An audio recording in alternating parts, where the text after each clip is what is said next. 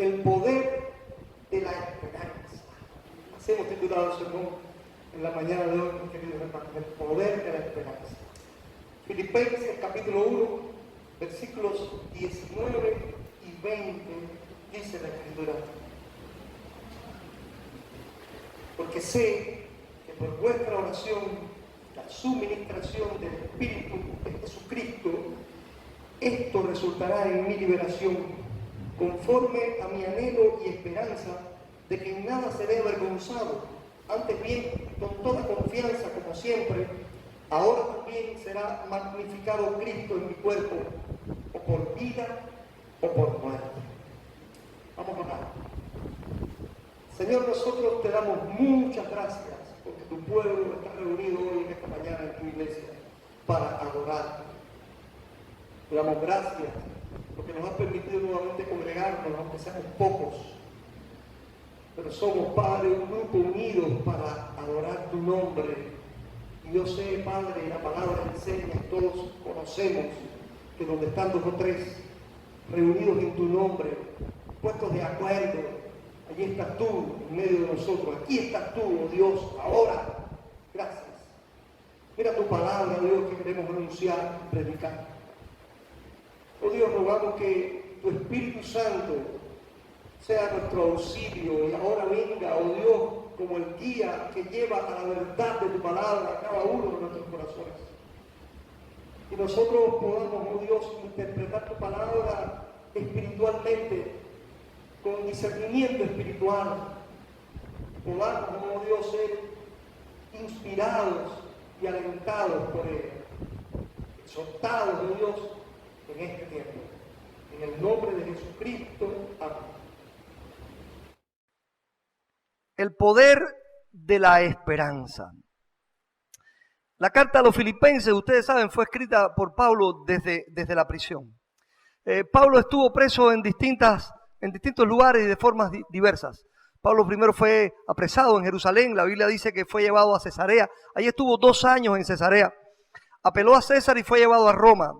El libro de los Hechos nos cuenta que cuando llegó a Roma, bueno, la Biblia cuenta toda la travesía en el barco. Ustedes recuerdan el naufragio en la isla de Malta, toda esa historia de la serpiente que lo mordió y todo eso. Bueno, cuando estaba en Roma, Pablo, la cárcel que sufrió durante 2 años allí no fue tan penosa porque le permitieron vivir en una casa alquilada.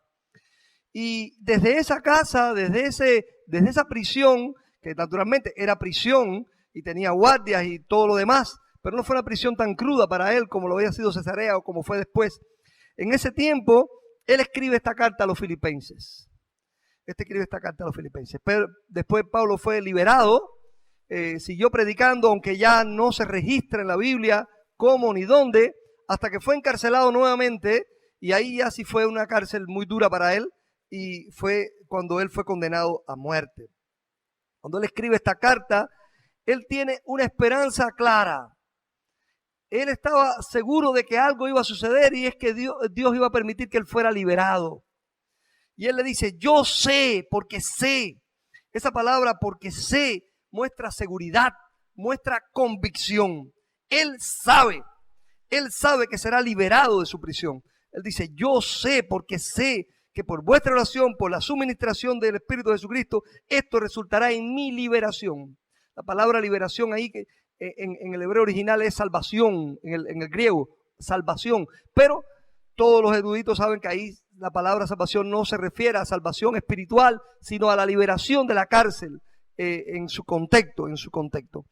Pues Pablo está preso, pero él sabe que será liberado. Mire, con respecto a la segunda prisión, yo puse algunos datos, aunque no todo tiene que... Hay muchas ideas de cómo fue que fue encarcelado, y algunos piensan que fue apresado en Nicópolis, donde quiso pasar el invierno, según Tito 3:12, o en Troas tal vez, porque dejó la capa y los libros, como después le dice en Timoteo, en 2 Timoteo 4:13, o puede haber sido también que el famoso Alejandro el Calderero lo haya acusado delante de las autoridades y lo hayan apresado. Por lo que haya sido, la carta que Pablo hace desde la prisión final es la 2 de Timoteo, donde él escribe ya que ya ha sido condenado a muerte y ya va a morir. Y es como un testamento, 2 Timoteo.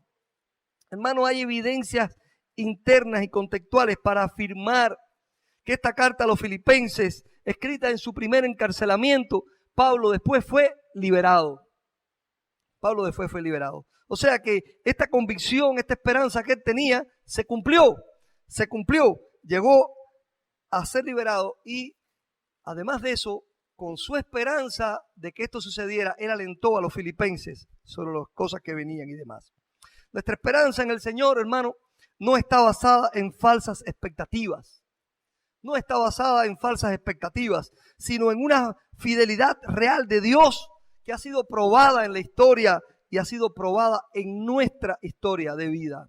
Dios ha sido fiel. Y cuando tenemos esperanza en Él, esa esperanza está afirmada en esa fidelidad, no en cualquier expectativa falsa que nos podamos hacer. En la fe cristiana se tiene esperanza porque se cree en las promesas de Dios. Dios nos ha prometido cosas y cuando crees en esas promesas tienes esperanza.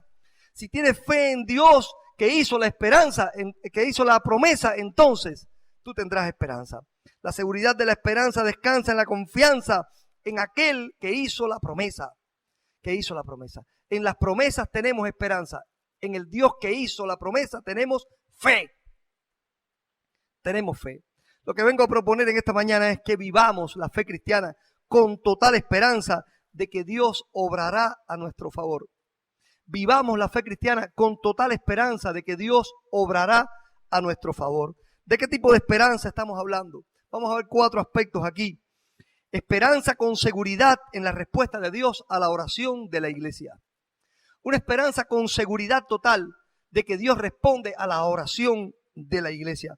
Pablo dice, porque sé que por vuestras oraciones y la suministración del Espíritu Santo, esto resultará en mi liberación. Por vuestras oraciones. ¿Qué les parece? ¿La seguridad y la esperanza serán compatibles? Algunos piensan que tal vez no, otros pueden pensar que sí. Cuando tengo esperanza en algo, ¿eso es seguridad? Porque hay personas que dicen, lo único que nos queda es la esperanza. Pero eso es como, tal vez. Pero esperanza significa seguridad. O sea, si tengo una esperanza, ¿es que esto es seguro? ¿O es algo que tengo esperanza, pero no sé si realmente sucederá o no? ¿Qué les parece? Miren, en cuanto a la Biblia, seguridad y esperanza son una misma cosa. Cuando la Biblia habla de que en Dios está mi esperanza, eso es convicción y seguridad. Ahí no hay ningún pensamiento dubitativo ni medias tintas. Es seguridad total. Tal vez el manejo que le da la lengua española a esperanza y el que le da el pueblo en su cotidiano hablar puede ser alguno diferente, pero bíblicamente, desde la semántica de la palabra de Dios, desde la misma verdad que emana de la Escritura, esperanza y seguridad son unidas. Cuando la Biblia habla de que tengo esperanza en Dios, es que tengo seguridad en Dios. Hermano, el DRAE, el diccionario de la Real Academia, dice de esperanza, estado de ánimo que surge cuando se presenta como alcanzable lo que se desea. La esperanza es el estado de ánimo. La seguridad es la convicción. Tengo seguridad en algo, entonces tengo un estado de ánimo positivo sobre eso. Eso es esperanza, que surge cuando se presenta como alcanzable lo que se desea. Y dice además, en la doctrina cristiana, la esperanza es la virtud teologal por la que se espera que Dios dé los bienes que ha prometido. Eso dice el diccionario de la Real Academia. Es la seguridad, hermano. Es la seguridad de que Dios va a dar lo que ha prometido. La Biblia enseña que la oración que nosotros hacemos con esperanza es oración de seguridad, basada en las promesas de Dios. Miren, Dios ha prometido que Él escuchará nuestras oraciones. La semana pasada predicaba sobre la oración.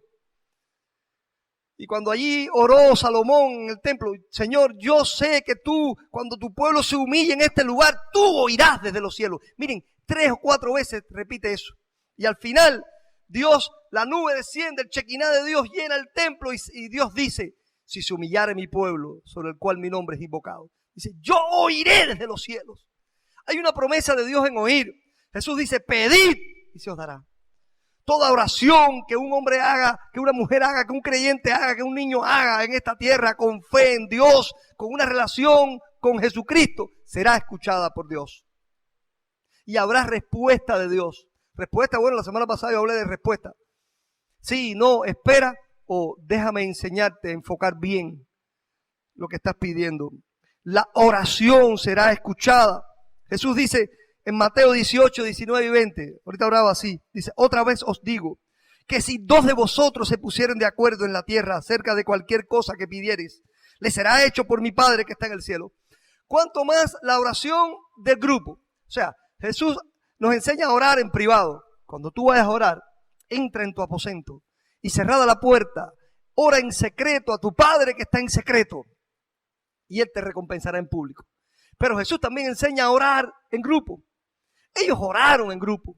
Jesús dice, si dos se ponen de acuerdo, si la iglesia se pone de acuerdo para orar por los enfermos, si la iglesia se pone de acuerdo para orar por las necesidades, por el engrandecimiento de la obra de Jesucristo, si la iglesia se pone de acuerdo para orar en verdaderamente fe y esperanza, hermano, dice el Señor, le será hecho.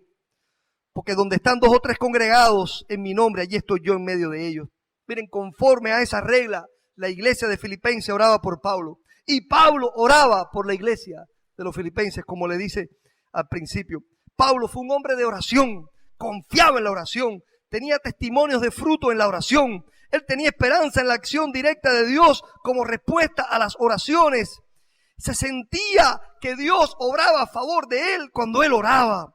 La respuesta a la oración es una promesa de Dios, hermano, en la Biblia. Dios lo ha prometido y si Él lo ha prometido, ¿qué hará? Lo cumplirá, ¿verdad? Él escucha las oraciones de sus hijos, hijos que ha adoptado por la sangre de Cristo. Todo lo que estorba la oración, hermano, todo lo que estorba a una comunicación con Dios fue quitado por Cristo en la cruz. El pecado estorba, fue quitado. No había comunicación, dice la Biblia, que Jesús traspasó el velo y nos ha dado acceso directo al Padre. En Hebreos capítulo 4, versículo 16 dice, acerquémonos pues confiadamente al trono de la gracia de Dios para alcanzar misericordia y hallar gracia para el oportuno socorro. ¿Qué está diciendo la Biblia? Dice, Jesús como sumo sacerdote traspasó los cielos. El sacerdote traspasaba el velo. Jesús traspasó los cielos y llegó a la misma presencia de Dios. Así que tenemos acceso a Dios a través de Jesucristo.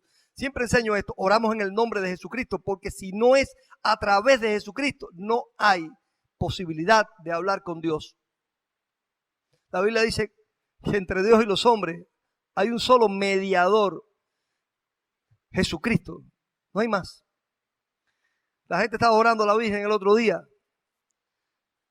Uno da tristeza, como hay gente que pone una fe genuina, a veces, hay otros que no, hay gente que está viviendo su vida como le da la gana y ese día se acuerdan de la Virgen. Pero hay gente a veces que ponen una fe genuina y creen que la Virgen es mediadora, porque eso le enseñó la Iglesia Católica. Pero la Biblia dice que solo Jesucristo, la Virgen no traspasó los cielos. No lo dice la Biblia, pero la Biblia dice que Jesús sí, y que podemos entrar confiadamente al trono de la gracia. Cuando dice confiadamente es, porque hermano, entrar a la presencia de Dios, un pecador, es temor. Y no es que no haya temor en la oración, pero hay confianza con Dios para hablar con Él por la gracia de Jesucristo, hermano. Para la liberación de Pablo. Pablo sabía que él contaba con el poder de la oración de aquel pequeño grupito de perseguidos que estaba allí en Filipo. Mire, la iglesia de Filipo era una iglesia pequeña. Cuando Pablo, mire, la ciudad de Filipo lleva su nombre por el padre de Alejandro Magno, Felipe el Grande. La fundaron allí y se convirtió en una ciudad muy romana. Porque cuando hubo todas las batallas esas, la famosa batalla, miren, yo no voy a meter en historia de aquí, pero cerca de Filipo fue la famosa batalla en que Bruto, el famoso Bruto, fue vencido. Bruto, el que mató a Julio César, fue vencido por Octavio y por Marco Aurelio. Y muchos romanos se quedaron a vivir allí en aquella ciudad. Y la ciudad era muy romana, muy romana. Sus costumbres, era como una Roma pequeña en Grecia. Pero allí habían pocos judíos. Cuando Pablo iba a predicar a todos los lugares, él iba a las sinagogas de los judíos a predicar. Por eso cuando estuvo en una encrucijada ahí entre si ir a Macedonia, a Filipo, a Asia. Él decidió ir a Asia porque él iba a las sinagogas primero. Y allí no había una sinagoga en Filipo. ¿Y saben por qué no había una sinagoga? Porque para que hubiera una sinagoga en una ciudad, tenían que haber al menos 10 hombres judíos casados que la conformaran. Y habían judíos en aquella ciudad, pero no llegaban ni siquiera a 10. Los primeros que se convirtieron allí, Lidia y demás, sí eran judíos, pero no había sinagoga. Entonces la iglesia parece que no era una iglesia grande. Allí estaban aquel pequeño grupito de perseguidos orando por Pablo. Pero Pablo estaba preso por el imperio tal vez más grande de todos los tiempos, el imperio romano, un imperio que duró 700 años, un imperio que dominó al mundo, un imperio que enseñó las artes de guerra, que transformó todo, la construcción, la guerra, los caminos, todo, un imperio majestuoso. Pablo está preso y hay dos poderes enfrentándose. El poder de Roma que lo encarcela, la Roma poderosa, y el poder de la oración de un pequeño grupo de creyentes perseguidos por los romanos, por los judíos y por todo el mundo. Y Pablo confía que el poder de la oración será más grande que el poder de Roma y él será liberado. ¿Usted cree eso? Yo creo eso. A mí me interesa mucho. Un día escuché leí un libro, un comentario bíblico, no me acuerdo ni cuál, acerca de cuando el diablo, después del milenio, la Biblia dice que Dios mandó un ángel a apresar al diablo y cogió una gran cadena para apresar al diablo. Ahí en Apocalipsis 20. Y el comentarista decía, wow, el diablo es tan peligroso, el diablo es tan poderoso que hace falta una gran cadena para atarlo. Pero delante de Dios es tan poco poderoso que Dios mandó un ángel a cogerlo. Con un ángel basta. Porque depende a quién te enfrentas. Si se enfrenta al mundo, una gran cadena. Si se enfrenta a Dios con un ángel que le mande y posiblemente con una orden solamente. Hermano, Roma podría ser muy poderosa, pero la oración del pueblo de Dios es poderosa. Ten esperanza en el poder de la oración. Ten esperanza en el poder de la oración, hermano. La esperanza tiene que tener seguridad en la respuesta de Dios a la oración de la iglesia. William MacDonald, comentarista, dice sobre este pasaje: por la oración, los cristianos pueden influir en el destino de las naciones y cambiar el curso de la historia. Yo creo eso, hermano. ¿Lo cree usted? Por la oración los cristianos pueden influir en el destino de las naciones y cambiar el curso de la historia. Porque la oración encuentra su poder en Dios mismo, quien escucha y responde a sus hijos. Vivamos la fe cristiana con total esperanza en que Dios obrará a nuestro favor. En segundo lugar, es una esperanza con fe en la ayuda del Espíritu Santo, del Espíritu de Jesucristo. Dice Pablo, porque yo sé que por vuestras oraciones y la suministración del Espíritu de Jesucristo, esto resultará en mi liberación. La suministración del Espíritu de Jesucristo. Pablo no solo sabe que el Espíritu Santo tiene poder, sino también que confía en que es un poder a favor de él. Es un poder a su favor. No es lo mismo saber que Cristiano Ronaldo es un futbolista peligroso si está en nuestra contra, pero si está a nuestro favor, es una bendición. Si juega en tu equipo, magnífico. Los que nos gusta Cristiano Ronaldo. Con perdón de los mesiánicos. Ahora, ¿qué pasa? Que el Espíritu Santo es poderoso. Él tiene un poder enorme. Es el Dios todopoderoso, pero es un poder a nuestro favor. Que juegue en mi equipo, que está a favor de mí, que me ayuda, hermano. Miren, no solamente me ayuda con poder, porque recibiréis poder cuando haya venido sobre vosotros el Espíritu Santo, sino que además, si yo soy débil, Él me fortalece. Si yo peco, Él me corrige. Si yo necesito ser restaurado, Él me regenera. Vamos, hermano, el Espíritu Santo. Yo una vez estaba escribiendo ahí que hay que hacer un libro tal vez. Y yo escribí un día, puedo hacer un libro sobre esto, un libro de teología, y puede ser el segundo en que yo me convertí. Un libro sobre el Espíritu Santo. Todo lo que hizo el Espíritu Santo en un segundo, en un segundo, en menos de un segundo, en la punta de una aguja, ahí cuando yo converso, me convertí al cristianismo. Todo lo que sucede por el Espíritu Santo es tremendo, hermano. es llenura. Llega el Espíritu Santo, sella, regenera, transforma. Hermano, es una cantidad de cosas horribles, maravillosas, horribles desde el punto de vista positivo, que el Espíritu Santo hace. Y Pablo sabe eso. Él tiene la fe en la obra del Espíritu Santo y en eso pone su esperanza. Gálatas 5:5 dice, pues nosotros, por el Espíritu, aguardamos por fe la esperanza a la justicia. Hermano, tremendo. Casi que es lo mismo que está diciendo aquí. Claro, es el mismo autor también, Dios y Pablo. Nosotros, por el Espíritu Santo, aguardamos por la fe la esperanza de la justicia. La esperanza que tenemos en que Dios pueda hacernos justicia.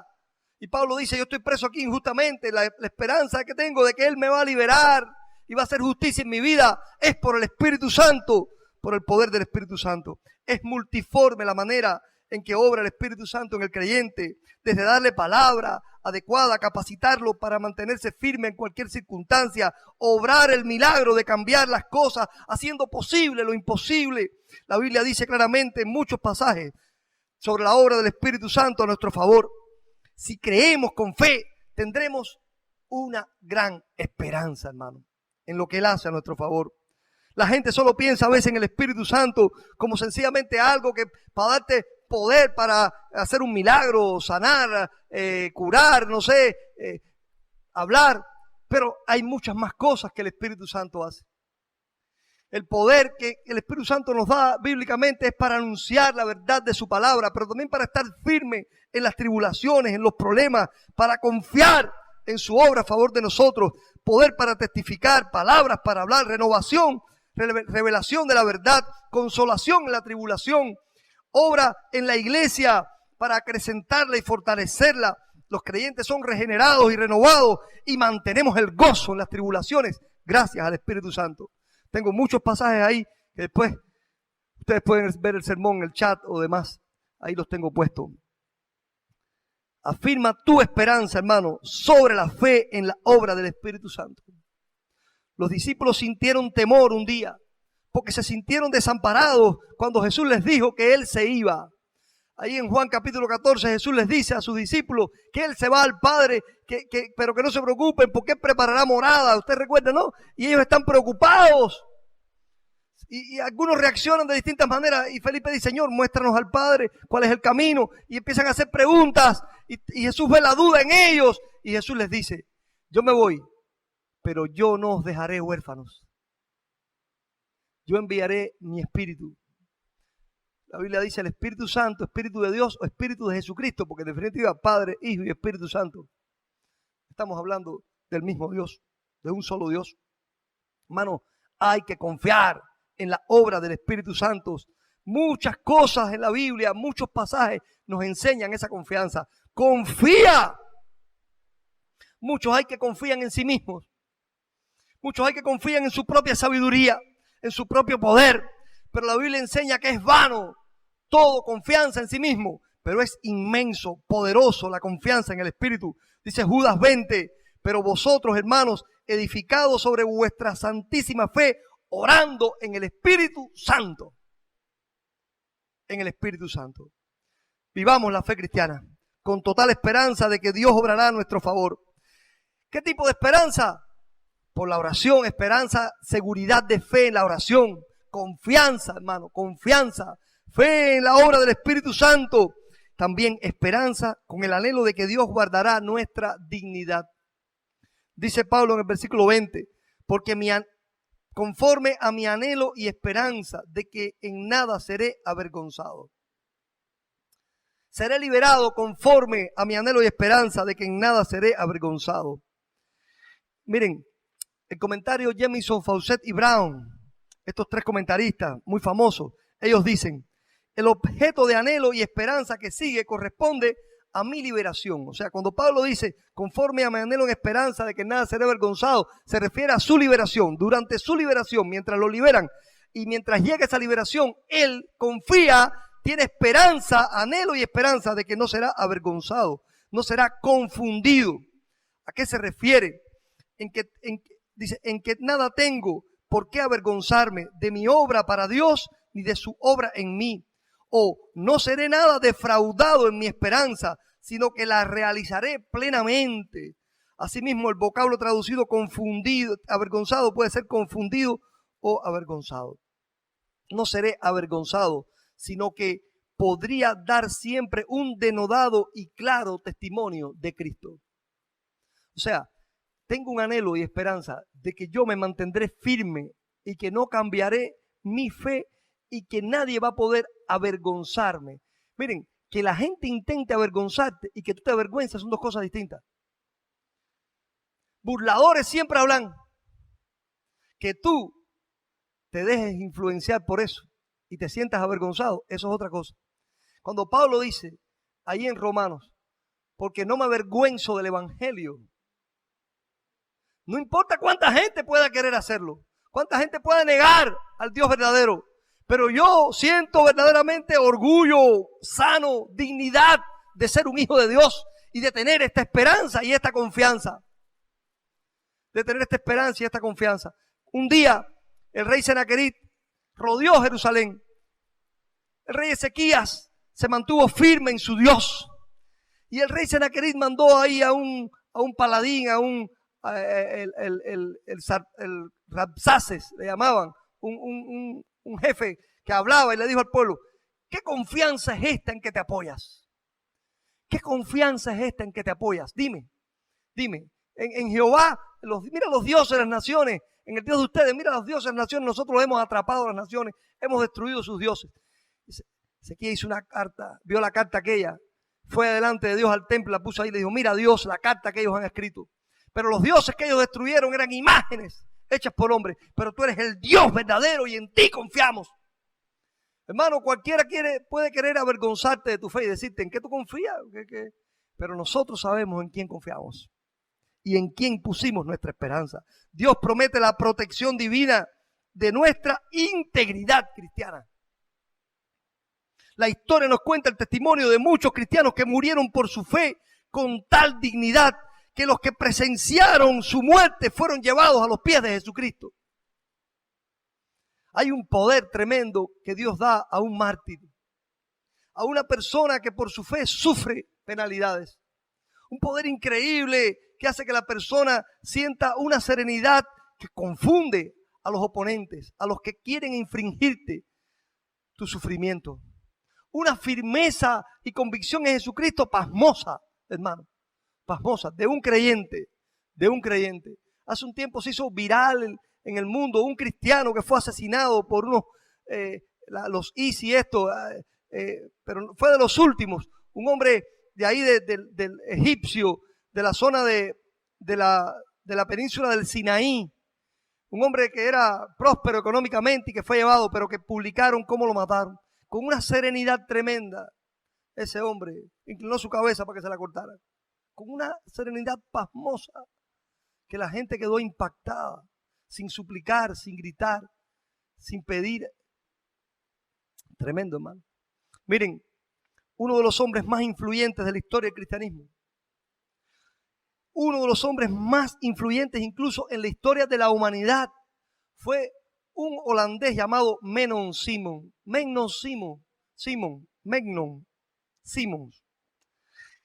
Usted ha oído hablar de tal vez por la iglesia de los menonitas.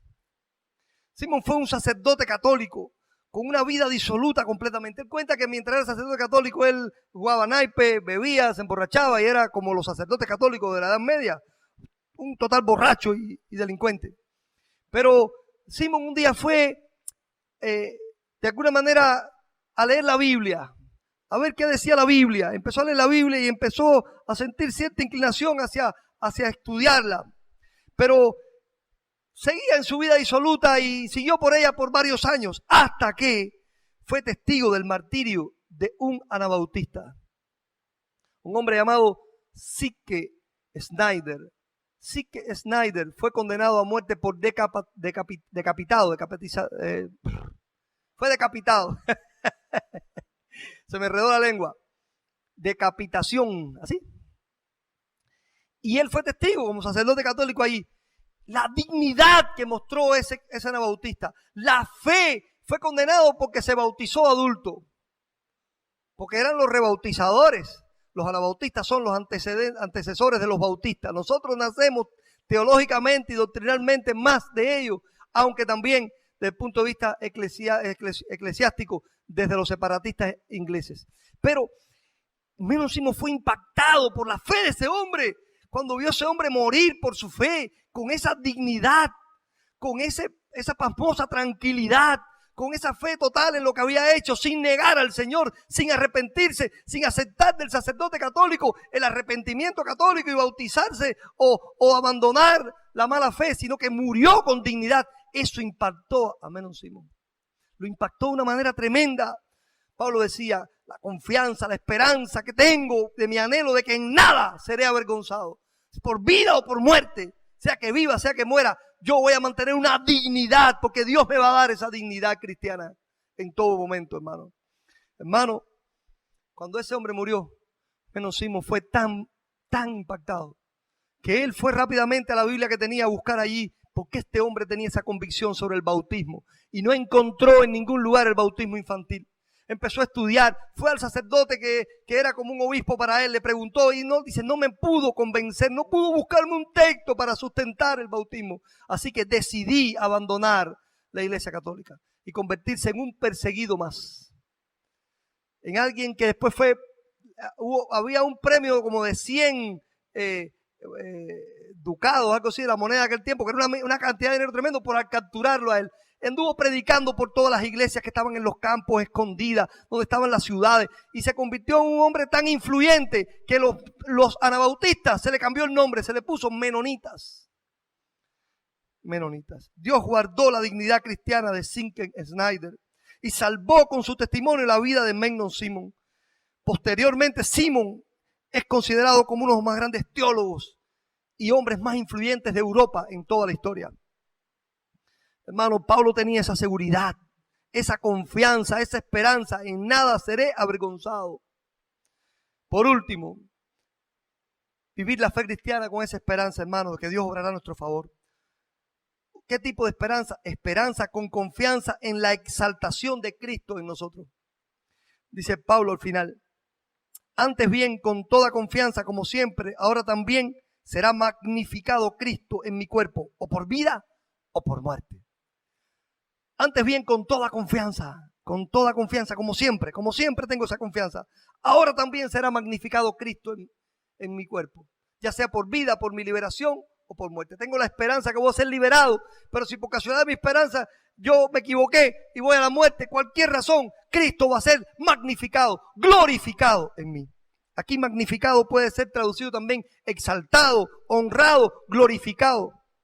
El propósito más grande de la vida cristiana es glorificar a Dios. Dar gloria a Dios con tu vida. Vivimos para la gloria de Dios, servimos para la gloria de Dios y moriremos para la gloria de Dios. Tenemos una familia para la gloria de Dios, tenemos hijos para la gloria de Dios. Todo lo que hacemos y todo lo que hacéis, sea de palabra o de hecho, sea para la gloria de Dios. Pablo dice, podré glorificar a Dios en mi cuerpo. Hermano, hay cristianos ahora mismo muriendo de COVID-19, pero hay cristianos también muriendo ahora asesinados por terroristas, encarcelados, torturados por su fe, glorificando a Dios con su vida y en su muerte. Colosenses 1:23-7 dice, Cristo en vosotros la esperanza de gloria. Pues si vivimos, para el Señor vivimos, dice Romano. Y si morimos, para el Señor morimos. Así pues, sea que vivamos o que muramos, del Señor somos. Porque Cristo para esto murió y resucitó y volvió a vivir, para ser Señor, así de los muertos como de los que viven. Hermano, qué sublime esperanza tiene el creyente en la gloria de Dios, hermano. Será magnificado Cristo en mi cuerpo, dice Pablo. Será magnificado Cristo en mi cuerpo. Pablo sabe que él tiene un anhelo, ser liberado. Pero por encima de su propia liberación tiene un anhelo más grande. Glorificar a Dios y no dejarse avergonzar. No seré avergonzado. No permitiré que nadie me cause vergüenza a mi corazón por mi fe en el Señor. Estoy contento y siento una dignidad tremenda de ser un hijo de Dios. Tremendo, hermano. Tremendo. Naturalmente que cuando estamos enfermos, si estamos presos. Anhelamos la ayuda de Dios para que nos saque de la situación presente. Pero cuando nosotros ponemos el asunto eterno por encima de nuestra situación contextual, cuando nosotros, como dice la Biblia, dejamos de mirar las cosas terrenales y miramos a las cosas eternas, de gloria en gloria el Señor será glorificado en nosotros. Vivimos para la gloria de Dios. Y Pablo dice, ya sea por vida o por muerte, yo estaré para la gloria de Dios. Él tiene una convicción, él tiene la convicción de que vivirá. Él tiene la convicción de que será liberado. Después, aunque no podemos leerlo todo, él dice, para mí el vivir es Cristo. ¿Y qué? ¿Cuál? Y morir, ganancia. Pero dice, estoy puesto en estrecho, no sé ni qué escoger. Por un lado, quiero estar aquí para servir a la iglesia, pero por otro, quiero partir con Cristo. Y esto es, ¿qué dice él? Muchísimo mejor. Partir con Cristo es muchísimo mejor. Pero dice, pero sé que me quedaré. Él tiene la convicción de que él va a ser liberado. Él tiene esa esperanza clara, una seguridad. Sé que seré liberado. Él tiene una relación especial con Dios. Y en esa relación Dios le había mostrado que él sería liberado. Sé que me quedaré. Pero me quedaré para el servicio de la obra en vosotros. Para seguir sirviendo, para seguir trabajando, para seguir predicando la palabra. Para seguir anunciando la verdad del Señor. Hermano, tengo total seguridad que por la oración de ustedes seré liberado. Por la suministración del Espíritu Santo seré liberado. Pero también tengo la convicción que por encima de esas cosas yo tengo la esperanza y el anhelo de que no seré avergonzado y que Cristo será magnificado, glorificado en mi cuerpo, dice Pablo. Qué lindo el anhelo del creyente que pone primero a Dios, hermano. Qué sublime es la esperanza del creyente.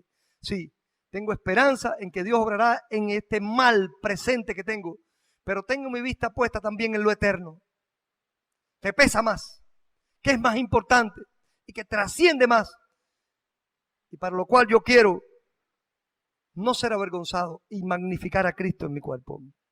Concluimos, hermanos. Vivamos la fe cristiana con la total esperanza, y esperanza es seguridad, como les decía, esperanza de que Dios obrará a nuestro favor. Ten la esperanza esa, que la oración no es en vano, que Dios suministrará al Espíritu Santo. Ten la esperanza de la que hemos hablado es esperanza con seguridad en la respuesta de Dios a la oración de la iglesia. Es esperanza con fe en la ayuda del Espíritu Santo de Jesucristo. Es esperanza con anhelo en que Dios guardará nuestra dignidad.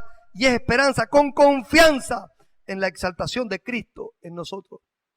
Hay 4 palabras claves aquí que he dicho: seguridad, fe, anhelo y confianza.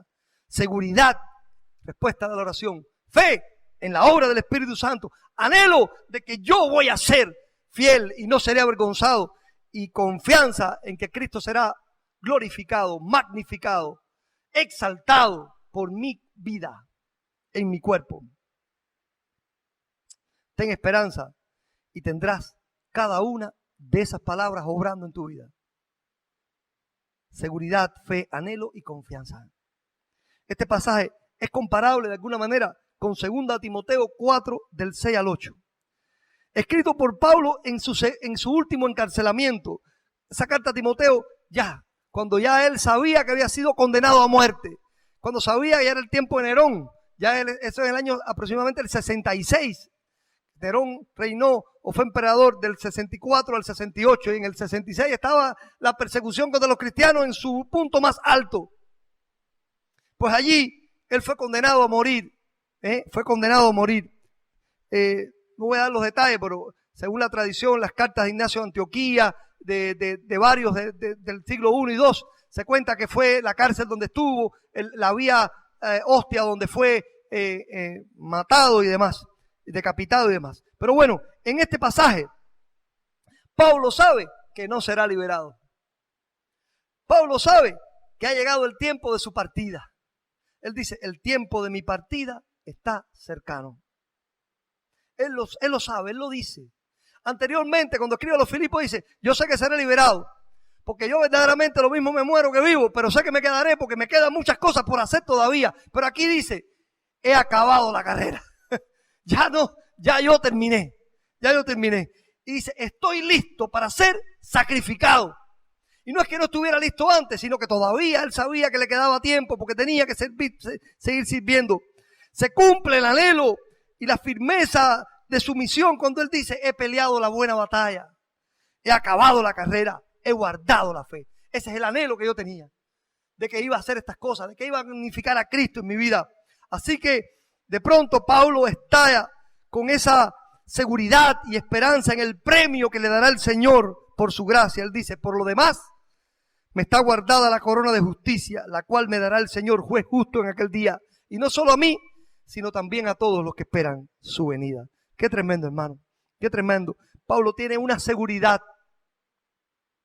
La seguridad ahora no es que será liberado por la oración, sino de que él tiene vida eterna. Y que cuando cierre los ojos aquí, cuando su cabeza caiga en la cesta, él, dice, estará con su Señor, recibiendo una corona sobre una cabeza que estará en su lugar. Una cabeza que estará en su lugar por la resurrección de Jesucristo. Y dice, recibiré la corona de justicia. Él tiene esa seguridad. Él tiene la fe total de que la obra que ha hecho es eficaz. He acabado la carrera. Lo he hecho. Él tiene un anhelo real de bendecir. Y él tiene una confianza total en su Señor. Hermano, qué grande es el poder de la esperanza.